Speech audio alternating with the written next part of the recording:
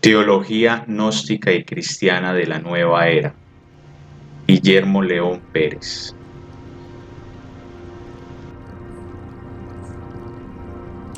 Capítulo 4. Cristología.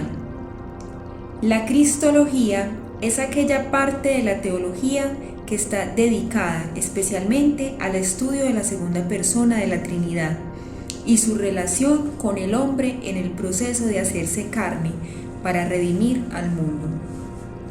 La cristología ha dado origen a varias, si no a todas, las herejías y controversias que han perturbado a las iglesias desde los primeros tiempos. Esta doctrina fundamental afirma que la segunda persona de la Trinidad es a la vez Dios y hombre, y además que el Cristo es el único ser del universo que está en contacto a la vez con Dios y con el hombre y que es capaz de mediar entre ellos, porque ha experimentado todas las condiciones y conoce todas las limitaciones de la existencia física. Las siguientes palabras del Maestro Jesús lo ratifican: yo soy el camino, la verdad y la vida. Nadie va al Padre si no es por mí.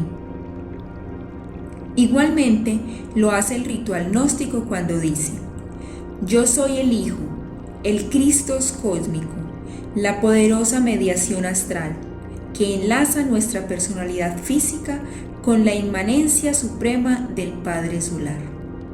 Esotéricamente es el Hijo, el más elevado de los iniciados del período solar, el verbo del que habla San Juan. Es el segundo aspecto del Ser Supremo, Dios, caracterizado por el amor y la sabiduría. El plan cósmico. Este es un plan organizado, desarrollado y ejecutado por los seres celestes, que están dirigidos y orientados por los señores del reino de la luz dorada, que es el reino central de nuestro sistema planetario, el Sol. El astro rey no es solamente el centro astronómico de nuestro sistema planetario, cuya fuerza de gravedad mantiene en órbita a los planetas, y que es la fuente central de las energías y fuerza que irradia a todos ellos, como ya lo sabe nuestra ciencia actual. Es también el centro, la matriz, el reino, en donde se concentran todas las fuerzas, todas las inteligencias, todos los poderes de la naturaleza y del cosmos relacionados con los mundos y los seres que integran el sistema solar. El astro rey es el trono supremo desde donde se gobierna todo el sistema solar. Es realmente la morada, el mundo en el que se asienta la vida. Es un reino de la naturaleza enteramente superior a todo lo inimaginable en nuestra tierra. Esto, a primera vista, puede parecer insensato, pero muchos científicos ya vislumbraron la posibilidad de que la vida puede manifestarse en miles de formas, no solo en la que nosotros comprendemos. La vida que emana de los más altos niveles del cosmos espirituales es completamente inmaterial y actúa con absoluta independencia del medio en el que le toca manifestarse, pudiendo asimismo actuar libremente sin que las condiciones ambientales lo afecten en lo más mínimo. El Sol, en el que la vida física y material es inconcebible, es sin embargo la morada, el reino especial de un tipo de seres, vale decir espíritus, en el que se concentran las fuerzas inconmensurables de la inteligencia y el poder para los supremos fines de la sabiduría infinita del Creador. No es de extrañar entonces que en todas las religiones principales de la antigüedad se recalcara tanto sobre una autoridad solar, llamada entre muchos nombres, Vishnu, Osiris, Hormuz, Cristo, etc., y que además de sus cultos y símbolos, siempre solares, se representara ampliamente al astro rey como un dios creador.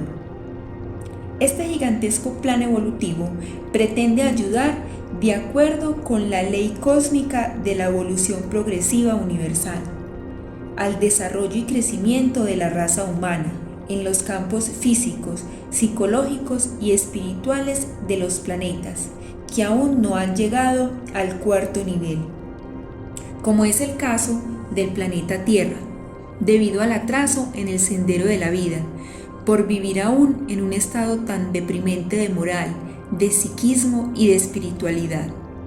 De acuerdo a este plan, se regula la marcha del mundo y la humanidad en el cual se encuentra el proceso. Los seres celestes que se encuentran en la escala ascendente hacia el Padre Universal, con residencia en otras moradas, son los encargados de realizar este plan cósmico. Por lo tanto, no es de extrañar que legiones enteras de estas personalidades nos vayan acompañando siempre, aún mucho antes, incluso, de que el hombre apareciera en la Tierra. En el espiral de la evolución, después de que un hombre alcanzase cierto nivel de conciencia de los propósitos de la creación, es inevitable una profunda vinculación con aquella fuerza o energía que llamamos Dios.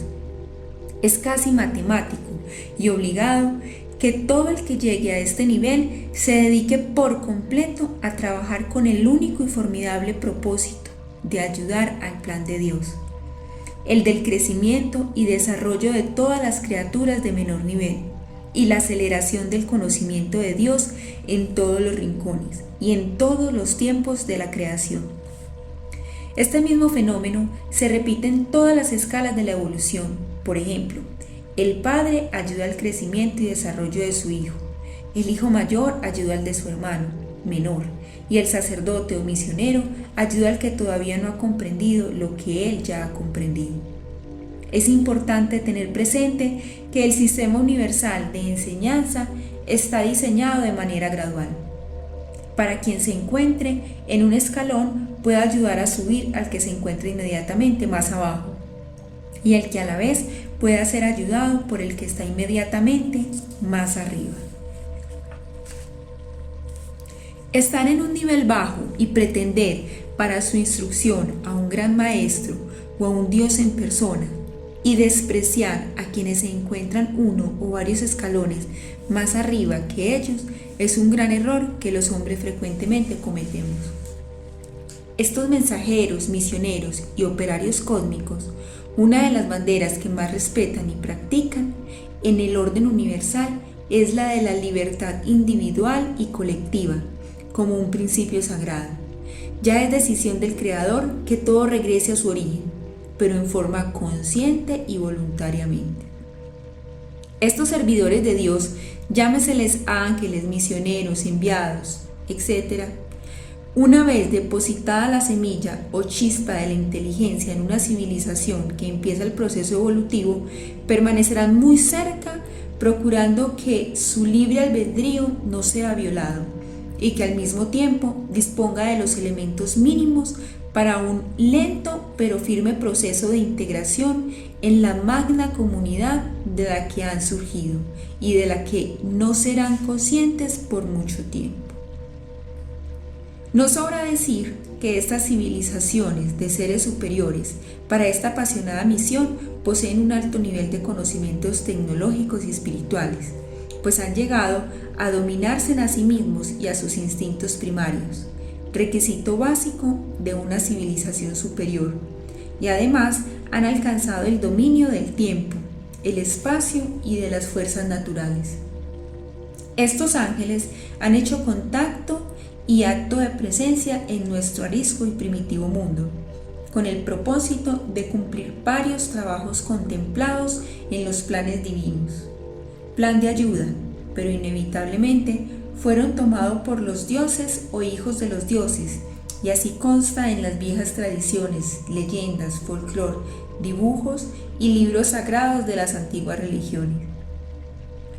En esta era de luz, admitir que los ángeles, seres superiores de otras moradas, utilizan una alta tecnología y no poderes sobrenaturales para la realización del gigantesco plan cósmico de redención, como pensaron nuestros ancestros, no disminuye ni oscurece en nada la grandiosidad y la divinidad de este maravilloso plan de ayuda. Un ejemplo de lo que vemos, que tampoco al Papa, un patriarca o a un misionero de alguna religión haciendo uso de la tecnología a través de los aviones, computadores, automóviles, no pierde su grandeza y sabiduría. Cabe recalcar aquí que los teólogos antiguos y los primeros patriarcas, al no tener respuestas lógicas a hechos científicos que estaban más allá de su comprensión humana, los recubrieron de elementos divinos y sobrenaturales. Es el caso de los misterios, la fe, los milagros, la manifestación divina, entre otros. Como quiera que la humanidad, haciendo mal uso de su libertad, se encontraba en desorden, alterada por la muerte y las enfermedades, presa de la violencia, la angustia y el egoísmo. Las altas jerarquías divinas, encargadas del proceso evolutivo de este planeta, optaron por que un ser de alta jerarquía viniera y en forma sutil, pero claramente, dejara trazado con su vida el camino que debieran seguir los hombres, para enderezar su rumbo ascendente hacia el Padre Universal. Esta formidable misión cósmica que se desarrollaría con el descenso al planeta de un Supremo Señor del Reino de la Luz Dorada para representar Él en persona el maravilloso drama cósmico. Tenía como propósito fundamental formar una religión, por decirlo de alguna forma, llamada a reemplazar a todas las formas religiosas y doctrinas primitivas ya existentes anteriormente, preparando así el advenimiento de la nueva era.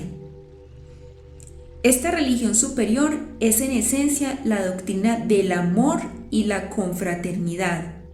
Ella es nacida del conocimiento profundo del cosmos, de la vida y de la eternidad. No es impuesta con palabras ni amenaza, sino demostrada con el conocimiento científico de las grandes verdades espirituales y cósmicas, en donde el dogmatismo es superado por las explicaciones científicas en las enseñanzas religiosas y por la comprobación metafísica en los diferentes planos cósmicos. Aquí las prácticas del culto ya no tienen nada teatral o no espectacular, y sí mucho de comprobación objetiva de las enseñanzas, siendo así las ceremonias rituales verdaderas pruebas demostrativas de la existencia de las grandes verdades cósmicas. Todo este proyecto se realizaría con el único propósito de elevar al hombre cada vez más en su dignidad de verdadero Hijo de Dios. Este plan de ayuda es comparable a una obra de teatro con 4 actos principalmente, en donde entre los primeros programas de trabajo que estos seres tuvieron que realizar fue la preparación de la tierra para la llegada de un ser superior, perteneciente al estado mayor de las jerarquías celestes de toda la creación, el Hijo del Padre Universal, el Cristo. Esta llegada del Salvador engrandecería el plan de redención del hombre, perdido en una de las más bajas curvas de la espiral de la perfección. El segundo paso en este maravilloso plan consistía en el establecimiento de una comunidad o pueblo que sirviera para el desarrollo de estos fines. Ahí se dio entonces la formación del pueblo escogido al pueblo de Israel. La tercera y más importante parte de este plan de evolución se presenta con el cumplimiento del drama cósmico. La vida, pasión, muerte y resurrección del Cristo, el Salvador del mundo, encarnado en un ser superior de alto estado mayor de las jerarquías celestes. Y por último, la etapa final de este plan consiste en la segunda venida del Cristo, después de pasada la gran tribulación, el Apocalipsis, para la formación de la Jerusalén celestial de la nueva era. Como caso curioso, estos acontecimientos se suceden aproximadamente cada 2000 años. Veamos, después de haber pasado cerca de 20 siglos de haberse establecido el gran imperio de los faraones, se realizó el pacto con Abraham, estructurándose las bases para la formación del pueblo escogido. Luego, aproximadamente otros 2000 años después, llega el Mesías, el Salvador del mundo, para vivir el drama cósmico. Y por último, otros 20 siglos después en el tiempo, después de los tiempos de la tribulación, se presentará la segunda venida del Cristo, el amor, que no es otra cosa que la comprensión y vivencia por los hombres de las sabias enseñanzas del amor, dejadas por el gran Maestro Jesús. Pasemos a ver ahora cada uno de estos acontecimientos que se han sucedido en un periodo de tiempo comprendido por cerca de 6.000 años. Recordemos que este tiempo, que a nosotros nos parece mucho, para ellos, los hermanos mayores, no lo es tanto, puesto que ellos alcanzan a vivir miles de estos años. Comienzos de una gran civilización. Una de las primeras etapas de este plan que nuestros hermanos mayores tuvieron que intervenir consistió en la preparación y formación de lo que debía ser la cuna o centro inicial de todas las escuelas esotéricas del futuro, donde se prepararían los grandes maestros que ayudarían a evolucionar la humanidad. Este sería el lugar de instrucción de la sabiduría cósmica y divina. Fue en la época prehistórica, aproximadamente entre el sexto o quinto milenio antes de Jesucristo, cuando por orden expresa de los señores del reino de la luz dorada, los ángeles del Señor, encargados de preparar esta operación, debían controlar el lugar, el escenario, donde se presentaría toda la obra. Después de mucho estudio de todo el planeta, se escogió uno de los lugares de las tierras más fértiles, la región comprendida entre las riberas de los ríos Nilos y el Tigris, que mostraban el mayor índice de progreso y florecimiento, y se proyectaba como el mayor centro cultural de existencia en todo el globo terrestre por aquellos años. Allí se encontrarían el cruce de las culturas de Egipto, Babilonia, Nínive y Ur. Es entonces cuando estas personalidades celestes deciden fundar a orillas del río Nilo la gran civilización egipcia, el gran imperio de los faraones. Esta etapa, que es anterior a los faraones, está señalada en las tradiciones y escritos antiquísimos como la época en que ese pueblo fue gobernado por dioses bajados del cielo. Fueron ellos quienes construyeron las tres grandes pirámides, Keops, Kefren y Miserino, y su formidable y enigmática figura, la de la Esfinge de Gizeh, que fueron grandes templos iniciáticos, por donde pasaron, entre otros, Abraham, Moisés, Zoroastro, Jesús, Pitágoras, Orfeo, etc. El pueblo escogido. El paso siguiente, según los planes celestes, era la de conseguir o establecer un pueblo o una comunidad lo suficientemente estable. Un núcleo humano virgen, desprovisto de las anteriores ideas religiosas y ajeno a los miles de dioses que tiranizaban y sometían a los pueblos. Es entonces como siglos después de haber establecido la civilización egipcia, hace aproximadamente 4.000 años, después de haber recorrido e investigado el planeta completamente, concluyeron que no se encontraba un pueblo que reuniera los requisitos mínimos exigidos para ser el pueblo escogido, en donde más tarde, a través de los siglos, pudiera nacer el enviado. Todos los pueblos existentes en aquellos tiempos, en mayor o menor grado, estaban contaminados, deformados. Entonces decidieron crear esa nación.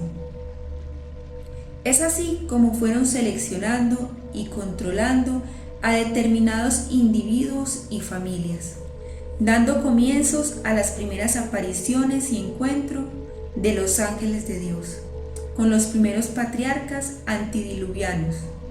Es el caso de Noé, Enoch, Matusalén, entre otros, hasta que llegó el pacto entre Abraham, el padre de esta nueva nación, con una alta jerarquía que coordinaba y dirigía esta etapa del proceso, a quienes estos primitivos patriarcas que eran gentes muy sencillas y humildes del campo, confundieron con el mismo Dios. A Abraham se le promete formar una poderosa nación que serviría a los designios del Dios vivo. Es por este tiempo cuando entre los patriarcas y el pueblo elegido se empezó a manejar la idea de un Dios único, soberano y poderoso. Una de las razones básicas para que la elección y escogencia del pueblo elegido era la de hacer un mantenimiento y depuración sanitaria para lograr una raza especial y genéticamente preparada para que los últimos eslabones de esa cadena se pudiera encarnar un cuerpo especial, en este caso el de Jesús, que debía estar preparado física y psicológicamente para vivir el penoso y difícil proceso del drama cósmico. Por lo tanto, la amenaza de una posible mutación de tipo genético debía ser desterrada a toda costa. Es sabido que las condiciones alimenticias, higiénicas y educativas de ese tiempo no eran muy buenas y era difícil construir una comunidad genéticamente aceptable, sin conocerse siquiera las medidas básicas de la salubridad. Es así como se recurrió al rito y a la ceremonia para alcanzar esta verdadera meta. En esta parte del plan, con el propósito de establecer ese pueblo higiénicamente sano para que con el tiempo no adquiriera deformaciones genéticas como resultado de las enfermedades, se les camufló una serie de normas y leyes como mandatos divinos por medio de las alianzas que realmente consistían en recomendaciones de salud y leyes sanitarias. Por ejemplo, la prohibición de comer y beber alimentos impuros, así como la de uniones maritales no lícitas, o el caso de que todo hijo varón se le debía practicar la circuncisión como señal de alianza con el Señor. Hoy se sabe que el corte del prepucio en los varones constituye una medida sanitaria de primer orden, y si ese pueblo tenía que mejorar desde el punto de vista biológico, era obligatorio pensar en esta y otras medidas que se recogen en el libro de Levíticos, el libro de las leyes, que no es más que un manual fabuloso de medicina preventiva. Además, en forma de pactos con el Señor, se les fueron dando, aunque en forma muy elemental, las primeras bases de los grandes principios y verdades cósmicas, que el Mesías en su llegada enseñaría profundamente. Es el caso de la fiesta de Pascua, celebración por la liberación de la esclavitud, así como la de la expiación de los pecados por el sacrificio de animales. Además, el hecho de que este pueblo tuviera 12 tribus y pasaran por él 18 profetas no es gratuito. Todo esto y otros hechos obedecen al profundo simbolismo cósmico y universal. Este pueblo escogido desde la salida de Egipto, según se encuentra narrado ampliamente en el Éxodo, estuvo acompañado y guiado por una nube en forma de columna de humo en el día y de columna de fuego en la noche, en la que ellos creían que se encontraba Dios, ya que estos primitivos judíos eran más dados a aceptar explicaciones de tipo sobrenatural, divinas o fabulosas, que a contemplar hechos y verdades científicas que hasta hoy son difíciles de entender por muchos. Es preciso explicar que este grupo de seres celestes tuvo que hacer prácticamente todo en la constitución social, religiosa y hasta política del pueblo escogido. Ellos explicaron a Moisés y a otros iniciados más de 600 leyes que en su mayoría se encuentran en los libros sagrados del Éxodo, Levíticos y Números. En ellos se encuentran cómo les enseñaron a hacer desde un campamento en el desierto, cómo distribuir las tribus, hasta cómo confeccionar sus vestiduras sagradas, o de cómo tratar a los leprosos e impuros. Pero todos estos acontecimientos han sido acomodados por las iglesias y les han dado un tinte majestuoso y divino, con características milagrosas, para impactar mucho más a sus feligreses seguidores. Porque un fenómeno, mientras más sobrenatural parezca, más rasgos divinos se le pueden atribuir, según nuestra falsa creencia. Así, lo que realmente haya sucedido fueran hechos normales y muy naturales. El origen divino, al que se refieren los textos sagrados, en donde aparecía un Dios antropomórfico, en una montaña en medio de truenos y relámpagos, a nuestro parecer, esta idea no tiene nada sobrenatural, sino, según lo entendemos, era un lenguaje de ciencia, de un sistema de comunicación que utilizaron la humanidad de otras esferas más avanzadas para comunicarse con las primeras civilizaciones de este planeta. Tan elevados eran esos personajes que realmente parecían divinos a los ojos de aquella civilización infantil. Es conocido en escritos esotéricos que Moisés poseía la sabiduría y el conocimiento necesario para comunicarse con estas personalidades celestes, los ángeles del Señor. Desde su primer contacto con ellos, en el monte Sinaí, sabía que contaba con su ayuda para liberar, ayudar y guiar a su pueblo. Pero como el pueblo era ignorante y atrasado en todo concepto, no podía revelarles las grandes verdades científicas y cósmicas que él, por su iniciación, sabía cómo utilizar. Por eso, al no poder explicar muchas cosas ocultas y secretas, se vio precisado atribuírselo al Señor Dios. Una vez asentado el pueblo elegido, las apariciones de la llamada gloria de Jehová o columnas de fuego y de humo que tanto habían protegido su presencia entre los judíos en sus comienzos, se van desvaneciendo casi totalmente por varios siglos. Sin embargo, nunca este pueblo fue abandonado totalmente. Siempre estuvieron con ellos los profetas, en total 18, que se encargaron de recordarles los pactos de las leyes y las alianzas con Dios, cada vez que se alejaban de ellas. El drama cósmico. Esta es otra etapa del majestuoso plan de redención.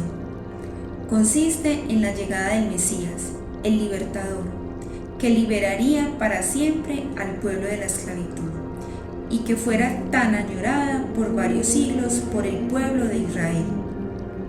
En esta parte del plan vuelven a aparecer los hermanos mayores, los ángeles del Señor, que por mucho tiempo habían desaparecido, según aparece en los textos bíblicos. Hoy día casi nada se sabe sobre los dramas cósmicos, la música sagrada y las danzas sagradas de los antiguos misterios. Los teatros, escenarios y templos, que eran los lugares donde se presentaban estos eventos, han sido profanados y prostituidos totalmente. El antiguo sábado era el día de fiesta, el día de descanso, el día en que se rememoraban los grandes misterios a través de los dramas. Según la mitología bíblica, el sábado era el día que Dios había concedido y santificado. Este día fue reemplazado por el día festivo observado por los paganos, el domingo, como el venerable Día del Sol.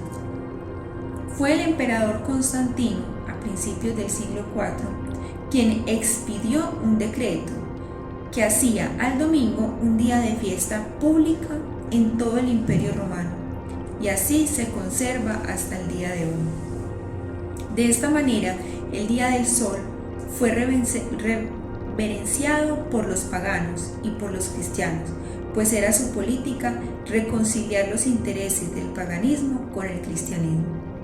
El sábado era el día del teatro, el día de los misterios, fue muy popular en los antiguos tiempos. A pesar del capitalismo, aún hoy hay lugares donde se conservan como día de descanso y de la práctica para el deporte. También hay grupos religiosos que lo tienen como el día del culto o del rito, o como para otros es el día de la parranda, la fiesta, el desenfreno y el sexo. De estos sábados antiguamente se presentaban dramas cósmicos maravillosos que servían para transmitir valiosos y trascendentales conocimientos. Actualmente de todo esto se conserva la tradición sabatina del culto y del ritual.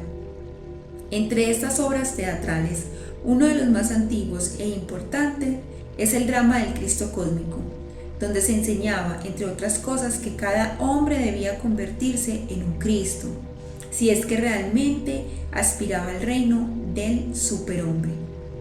Es así como las danzas sagradas y los dramas cósmicos, sabiamente combinados con la música y la escultura alegórica cincelada en roca, sirvieron para transmitir tremendos conocimientos arcaicos de tipo cosmogenético, psicobiológico, físico-químico y metafísico.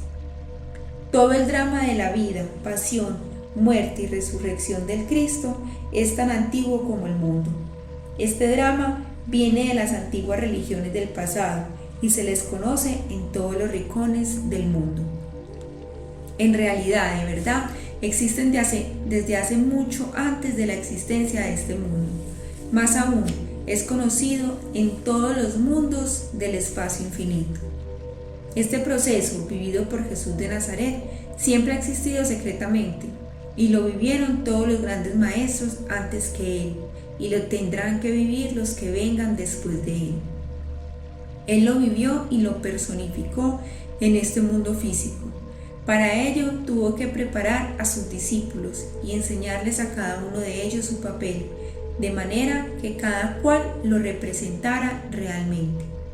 Él expuso el drama y lo enseñó públicamente para que sirviera de guía a la humanidad y a la vez sirviera como un faro de indicación.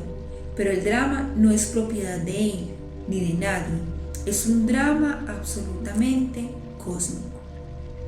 Cuenta el maestro Samael que Judas Iscariote no quería el papel que le tocó desempeñar, él quería el papel de Pedro, pero Jesús lo preparó para la obra que tenía que representar y lo representó muy bien. Este proceso no es la vida personal de un hombre en especial, es la vida esotérica de todos aquellos que recorren el estrecho y difícil camino secreto.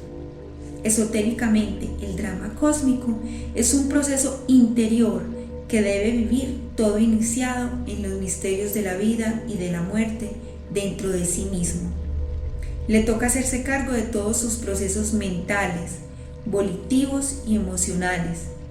En una palabra, debe hacerse hombre entre los hombres y sufrir todas las tentaciones de la carne, donde debe vencer y salir triunfante. Este drama es conocido en el lenguaje alquimista como la gran obra.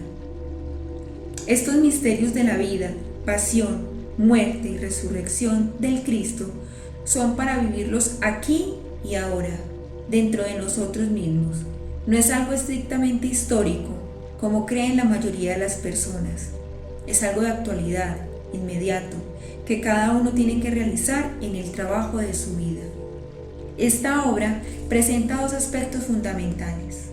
Una en la que el logo solar tiene una única ley, la del sacrificio. Esta ley está representada en el drama cósmico y se repite de momento en momento en toda la creación. Es más, es por ella que la creación existe y se ha representado en todos los templos de Egipto, India, México, así como también en los templos de todos los mundos del espacio infinito. El otro de los aspectos que representa este drama corresponde a lo que todo individuo que medianamente hace trabajo espiritual lo vive. Se convierte en un héroe solar, en un verdadero hombre solar. El trabajo de adaptar este drama en la nueva edad, los tiempos de Jesús, fue maravilloso. Y en este trabajo intervinieron, como en toda obra de teatro, un grupo secreto de actores, grandes e iniciados, que realizaron una obra espléndida. Como quiera que la humanidad de este planeta ya había conocido el desarrollo de varias razas y había vivido en diferentes formas de organización, así como también había desarrollado numerosos niveles de cultura. Además, sus creencias religiosas pasaron por múltiples aspectos en la ley progresiva de la evolución que ya conocemos. Y también las costumbres, las normas de vida y las relaciones entre los seres humanos se alejaban cada vez más del salvajismo y la barbarie, requiriendo ya bases de una moral más elevada y conceptos más puros y avanzados para encauzar a este mundo hacia niveles superiores de civilización, hasta que lleguen a convertirse en verdaderos ciudadanos del cosmos.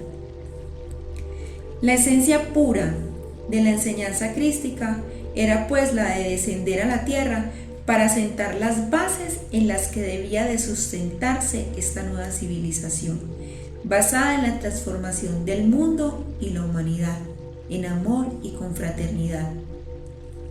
Esta doctrina estaba llamada a reemplazar todos los conceptos e ideas fundamentales sobre los que estaba cimentado el mundo antiguo, con sus instituciones, fueran estas en orden político, social, económico o religioso.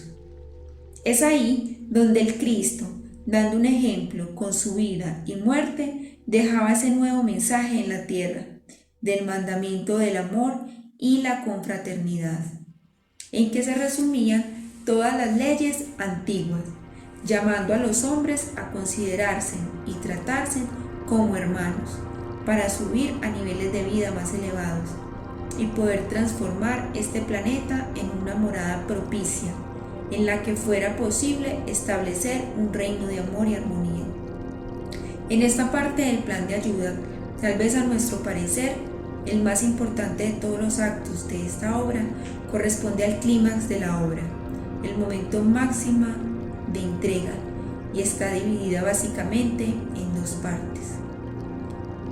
La primera es la que conocemos como la Navidad, donde tiene que ver con la concepción, el nacimiento y algo de la niñez del Salvador del mundo. La segunda parte, la que conocemos como la Semana Santa, que narra la pasión, muerte y resurrección del Cristo. Va desde el Domingo de Ramos al Domingo de Resurrección. Es de entenderse que en el proceso de cosecha de un cultivo se siembra la semilla y después de un periodo de tiempo de limpiar, abonar y cuidar esa semilla, surge desde las entrañas de la tierra para dar sus frutos en abundancia. Igual hecho sucedió con la semilla del amor, sembrada por el gran Kabir Jesús, el Cristo. Pero solo ahora, en los comienzos de la nueva era, está brotando de las entrañas del corazón de los hombres, para dar sus frutos en abundancia en los futuros tiempos. Pues 2000 años en el proceso evolutivo de la humanidad no es más que un parpadeo. El Cristo, el Hijo del Hombre, el Hijo de Dios. La palabra Cristo se deriva de la palabra griega Christo, que quiere decir ungido, y es idéntica al término hebreo Mesías. La palabra Cristo por sí misma no se refiere a ninguna persona en particular. Cualquier persona ungida es un Cristo. Este es un título que se le da a alguien que encarna este principio cósmico universal. De acuerdo a las enseñanzas de todos los antiguos maestros, el Cristo es el Hijo, el único del Todopoderoso. Este Hijo es el amor universal del Padre, al que los hombres hemos llamado Cristo o Crestos. Sin Él no habría luz y la vida no existiría. Él es el Rey. Según la cábala hebraica, el cosmos y el microcosmos están divididos en una cadena ininterrumpida de regiones que van desde el mundo físico, la materia, hasta Dios, el Espíritu, el Padre universal. Estas regiones son llamadas sefirotes. El segundo de ellos, Shokman, corresponde al Cristo. Es necesario comprender a fondo lo que es el Cristo cósmico. El Cristo no es Jesús, el personaje histórico que vivió hace aproximadamente 2000 años, mas sin embargo estuvo encarnado en él. El Cristo es el Hijo del Hombre. Este nace cuando se produce la mezcla inefable de lo divino y lo humano que hay en cada uno de los hombres. El hombre sol es el último resultado de todas nuestras purificaciones y amarguras, el resultado de todas las experiencias vividas. Es el Hijo de nuestros sufrimientos y encierra todo el solemne misterio de la transustanciación. Es el Cordero Pascual que debe ser inmolado en la cena pascual. Es necesario que el Hijo del Hombre padezca muchas cosas y que sea desechado y rechazado por el mundo para que sea entregado a muerte. El Crestos se desenvuelve de instante en instante. Luego no es del tiempo. Él es el fuego sagrado, el fuego cósmico, universal, el fuego del fuego, la asignatura astral del fuego. Es el fuego que subyace en el fondo de toda materia orgánica e inorgánica. Su esencia es el poder cristónico, encerrado en el polen fecundante de la flor, en el corazón del fruto del árbol, en las glándulas de secreción interna del animal y del hombre. El Cristo es una sustancia cósmica, latente en cada átomo del infinito.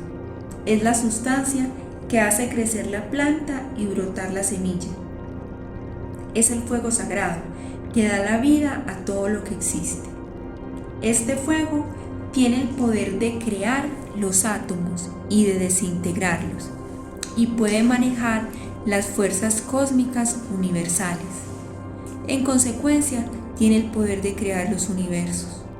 Por eso, sobre la cruz, símbolo fundamental de Cristo, se encuentran las 4 letras INRI, que significan Igneo Natura Renovatur Integral. El fuego renueva insensatemente a la naturaleza. El Cristo es el resplandor de la gloria del Padre, que sustenta todas las cosas con el poder maravilloso de su verbo.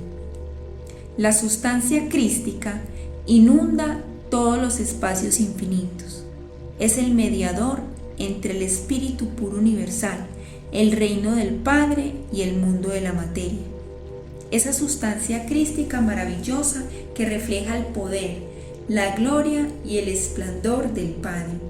Se renueva más allá de esas 4 fuerzas fundamentales que manejan y gobiernan el universo y que la ciencia actual conoce como fuerza gravitatoria, fuerza electromagnética, fuerza de interacción nuclear fuerte y fuerza nuclear débil.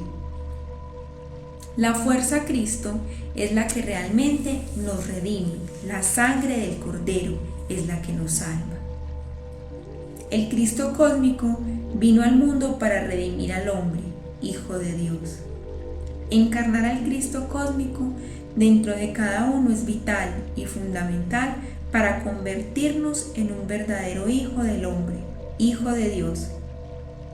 Para que cada hombre se cristifique, tiene que encarnar en su cuerpo y en su alma el principio crístico cósmico y universal impersonal, o sea, que debe asimilarlo dentro de su naturaleza física, psíquica y espiritual mediante los misterios del fuego. Como se dijo anteriormente, este principio cósmico ha tomado diferentes nombres según la cultura y la época en que se enseñó. Por ejemplo, entre los persas, Cristo era Hormuz, Ahura Mazda, y su antítesis, Amrimán, Satán. En la tierra sagrada de los Vedas, Cristo es Vishnu, el segundo Logos, sublime emanación de Brahmas, el primer Logos. En el país soleado de Kem y la tierra de los faraones egipcios, Cristo era Osiris, y quien lo encarnaba pasaba por tal motivo a ser osirificado. Entre los aztecas, él era Quetzalcóatl, la serpiente emplumada. Entre los germanos, el Cristo era Balder, que fue asesinado por Joder, el dios de la guerra. En todas las épocas y culturas han existido grandes maestros que han asimilado entre principio cósmico universal. Entre ellos se encuentran Jesús de Nazaret, entre los cristianos. El Avatara Krishna fue el Cristo Hindustán. Su evangelio es similar al del divino Rabí de Galilea. Entre los chinos, Fuji fue el Cristo, y entre los egipcios fue Hermes, el Cristo.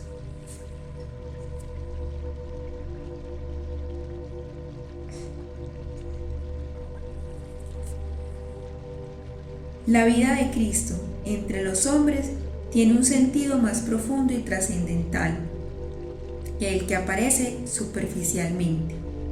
El Cristo es más que aquel hombre llamado Jesús.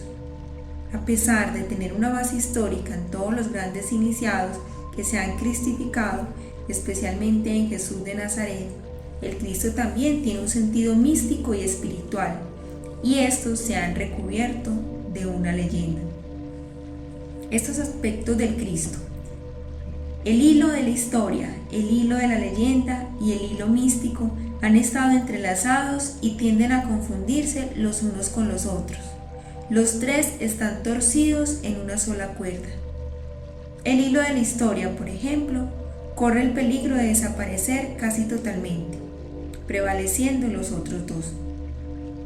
Mas, sin embargo, para que haya un conocimiento completo y más valioso sobre el Cristo en toda su magnitud, es necesario desenredar estos diferentes hilos y colocarlos uno al lado del otro, con la debida separación, que es lo que pretendemos en este tratado, porque mientras más clara sea la luz que se arroje sobre este tema, tanto mayor será su belleza y comprensión. Por lo tanto, estudiaremos al Cristo desde el punto de vista histórico, mítico y místico, y así podremos concluir entonces que todos los Cristos de las diferentes iglesias lo forman la mezcla de esos tres aspectos. El Cristo mítico. Este es el Cristo de los mitos y las leyendas solares, pues estos constituyen las formas pictóricas en que ciertas verdades profundas fueron dadas al mundo. Recordemos que un mito es la historia fantástica fundada en hechos reales, que contiene más realidad que una historia, pues una historia es solo la narración de sombras, mientras el mito hace referencia a la sustancia que proporcionan estas sombras. Las leyendas contienen más verdad que la historia, porque no habla de los hechos, a menudo incompletos y abortivos, sino del genio mismo de los grandes hombres o de los grandes acontecimientos. Tengamos en cuenta también que el lenguaje usado para leer los mitos son los símbolos, y los expositores de los grandes mitos son siempre iniciados conocedores del lenguaje simbólico. Los mitos están íntimamente relacionados con los misterios y se refieren en forma general a una alegoría que se asemeja a verdades internas. En él no se contiene la mera narración de lo que ha sido, sino además el relato sublime de lo que es y de lo que siempre será. En este lenguaje mitológico, el sol es símbolo del logos y también puede identificar una encarnación del logos, o sea, de los grandes mensajeros que los representan temporalmente. Del mismo modo que un embajador representa a un rey. Por esto, los grandes maestros fueron designados por el símbolo del sol. Precisamente porque el sol es el cuerpo físico del logos. De aquí que su curso anual en la naturaleza sea un reflejo de la actividad del logos, el Hijo de Dios, cuando desciende a la materia.